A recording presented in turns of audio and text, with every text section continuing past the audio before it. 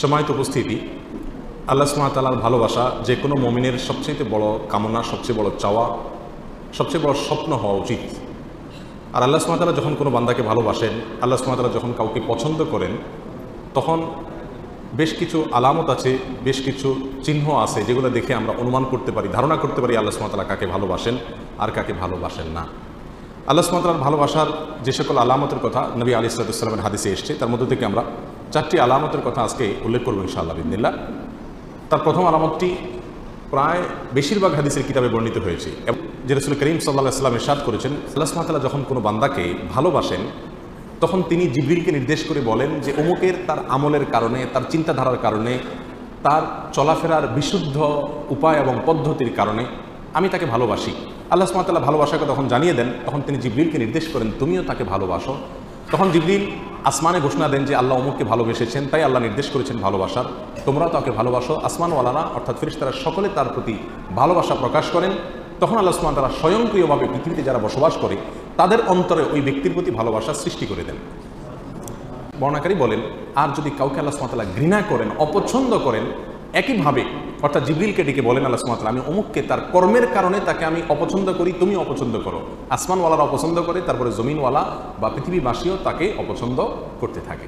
এই হাদিস থেকে বোঝা গেল আল্লাহ সুবহানাহু ওয়া তাআলা যখন কাউকে ভালোবাসেন তার একটা আলামত হলো যে পৃথিবীতে বেশিরভাগ মানুষ বা সচরাচর তাকে যারা চিনে জানে তাদের সকলের ভালোবাসা তার প্রতি আল্লাহ সুবহানাহু ওয়া তাআলা সৃষ্টি করে দেন। এখন আপনারা কেউ বলতে পারেন, তাহলে আমরা অনেক তথাকথিত তারকা, তথাকথিত জনপ্রিয় শিল্পী, বিভিন্ন সেক্টরের আমরা দেখি তারা খুব জনপ্রিয়, তাদেরকে মানুষ অনেক বেশি ভালোবাসে, তাদের অনেক ফ্যান ভক্ত পাওয়া যায়, তাহলে তার মানে কি এদেরকে আল্লাহ সুবহানাহু ওয়া তাআলা অনেক ভালোবেসেছেন, তাই জিবরিল ভালোবেসেছেন, তাই পৃথিবীতে সবাই তাদেরকে পছন্দ করে, তাদের ফ্যান ফলোয়ার আছে? ব্যাপারটি কি তাই? ব্যাপারটি তা না। আসলে এখানে জমিনওয়ালাদের ভালোবাসা বলতে মুমিনদের, ইমানদারদের, নেককারদের ভালোবাসা বোঝানো হয়েছে। যারা সৎকর্মশীল, যারা ভালো কাজ করতে চায়, যারা আদর্শবান, যারা মুত্তাকি, যারা পরহেজগার, এদের ভালোবাসা সচরাচর আল্লাহ সুবহানাহু ওয়া তাআলা এরকম ব্যক্তিকে দান করেন যে ব্যক্তি নিজে আল্লাহ সুবহানাহু ওয়া তাআলার কাছে প্রিয় হয়েছেন তার কর্মের মাধ্যমে। তখন ওই ব্যক্তিকে আল্লাহ সুবহানাহু ওয়া তাআলা অদৃশ্য এবং অবর্ণনীয় এক ভালোবাসা মানুষের অর্থাৎ মুমিনদের, মুত্তাকিদের অন্তরে আল্লাহ সুবহানাহু ওয়া তাআলা দান করে থাকেন।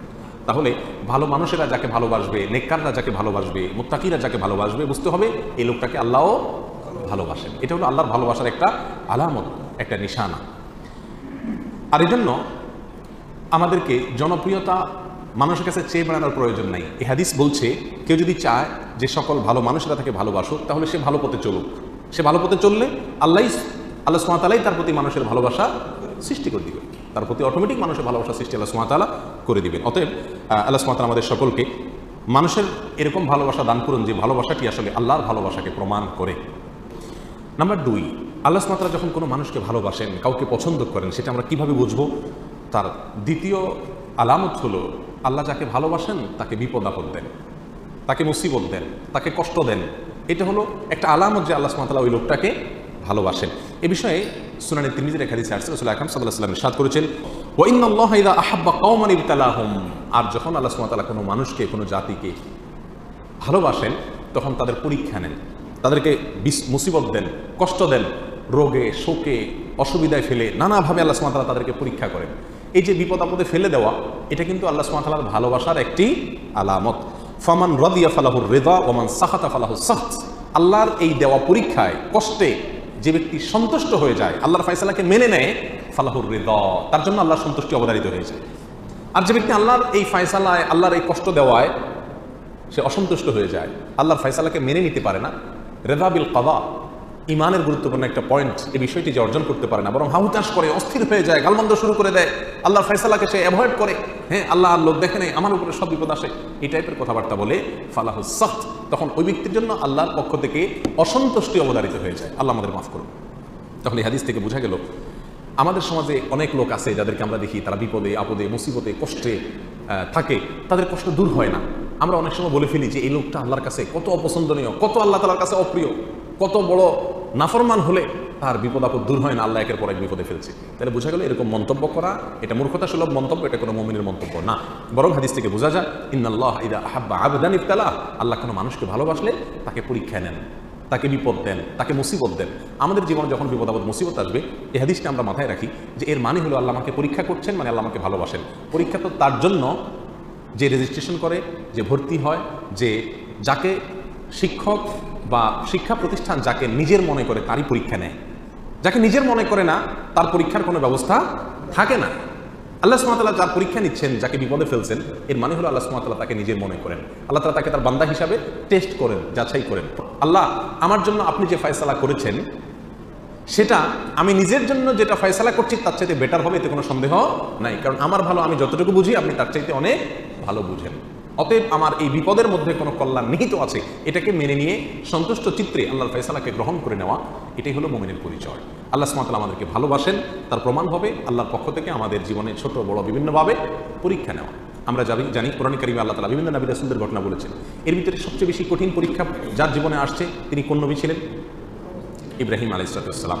ইব্রাহিম আলাইহিস সালাম সম্পর্কে আল্লাহ সুবহানাহু ওয়া তাআলা কোরআনে কারীমে একাধিক জায়গায় বলেছেন কি কি পরীক্ষা নিয়েছেন। ওয়াইদ ইবতালা ইব্রাহিম, যখন আল্লাহ সুবহানাহু ওয়া তাআলা ইব্রাহিমের পরীক্ষা নিয়েছেন, ইব্রাহিমের পরীক্ষা আল্লাহ তাআলা নিয়েছেন। কেন ইব্রাহিমের পরীক্ষা নিয়েছেন? আল্লাহ তো ফেরাউনের পরীক্ষা নেন নাই। আল্লাহ তো বলেন না আল্লাহ নমরুদের পরীক্ষা নিয়েছেন। আল্লাহ এটা বলেন নাই কোরআনে কোথাও যে আল্লাহ আবু জাহালের পরীক্ষা নিয়েছেন, আবু লাহাবের পরীক্ষা নিয়েছেন। তারা তো স্টুডেন্টই না, তারা তো আল্লাহর বান্দাই না, নেককার বান্দাই না, মুমিন বান্দাই না। যার কারণে তাদের পরীক্ষা নেওয়ার প্রশ্ন নাই। যার জীবনে বিপদ আছে, ইমানদার যদি হয়ে থাকে, তাহলে বুঝতে হবে সে আল্লাহর কাছে কোনো না কোনো কারণে প্রিয় হয়েছেন, আল্লাহ তাকে পরীক্ষা করছেন। বিধায় অস্থির এবং ব্যাকুল হওয়া যাবে না। আল্লাহ তাআলা আমাদের তৌফিক দান করুন। তাহলে দ্বিতীয় আলামতটি আমরা পেলাম আল্লাহর ভালোবাসা। তৃতীয়, আল্লাহ যখন আমাদের কাউকে ভালোবাসেন তার আলামত কি? এটা বড় জটিল আলামত, বড় কঠিন আলামত। তার আলামত হলো আল্লাহ সুবহানাহু ওয়া তাআলা তাকে দুনিয়া থেকে দূরে সরায় রাখেন। দুনিয়ার সাথে মিশে হাবুডুবু খেয়ে একাকার হয়ে যাওয়া থেকে আল্লাহ তাআলা হেফাজত করেন।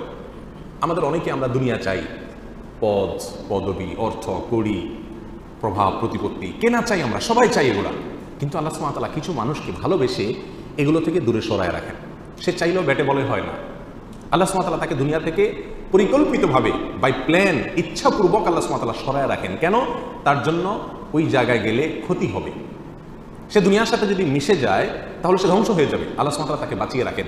এই প্রসঙ্গে সহিহ ইবনে হিব্বান, মুস্তাদরাক হাকিম, সুনানে তিরমিজি অনেকগুলো হাদিসের কিতাবে হাদিসটি বর্ণিত হয়েছে। রাসূল আকরাম সাল্লাল্লাহু আলাইহি ওয়াসাল্লাম বলেছেন, ইন্নাল্লাহা ইযা আহাব্বা আবদান হামাহুদ দুনিয়া কামা ইয়াহমি আহাদুকুম মারিদাহু আল মা লিয়াশফিয়া। তোমাদের কেউ, তোমাদের প্রিয়জনরা অসুস্থ হলে যেই রোগে পানি টাচ করলে অসুবিধা হবে তাকে যেরকম পানি থেকে তোমরা বাঁচিয়ে রাখো, আল্লাহ যখন কোনো মানুষকে ভালোবাসেন তার আল্লাহর ভালোবাসার মানুষটাকে আল্লাহ তাআলা দুনিয়া থেকে এরকম বাঁচিয়ে রাখেন। দুনিয়া থেকে আল্লাহ সুবহানাহু ওয়া তাআলা এরকম বাঁচিয়ে রাখেন। এখন চিন্তা করেন, আপনার জীবনের যত অপ্রাপ্তি, আমাদের জীবনের যত অপ্রাপ্তি, যত চাওয়া আমাদের পূরণ হলো না, আল্লাহ সুবহানাহু ওয়া তাআলা যদি এটা আমাকে পরিকল্পিতভাবে ভালোবাসেন বিধায় আমাকে এখান থেকে সরিয়ে রাখেন, তাহলে আমি যা হারালাম তার সাথে পেলাম অনেক বড় কিছু। আল্লাহর ভালোবাসা পেলাম, আল্লাহর পছন্দনীয় মানুষের তালিকায় চলে গেলাম, অনন্ত অসীমকালের সুখ সমৃদ্ধি আমার হয়ে গেল। অতএব দুনিয়ার কোনো কিছু না পেলে মুমিন কখনো বিচলিত হয়ে পাগল করা হয়ে যাবে না। আমরা যে অস্থির হয়ে যাই, এটা হলো আমাদের ইমানের দুর্বলতা, এছাড়া কিছু না। আল্লাহ সুবহানাহু ওয়া তাআলা আমাদের সকলকে বুঝার তৌফিক দান করুন।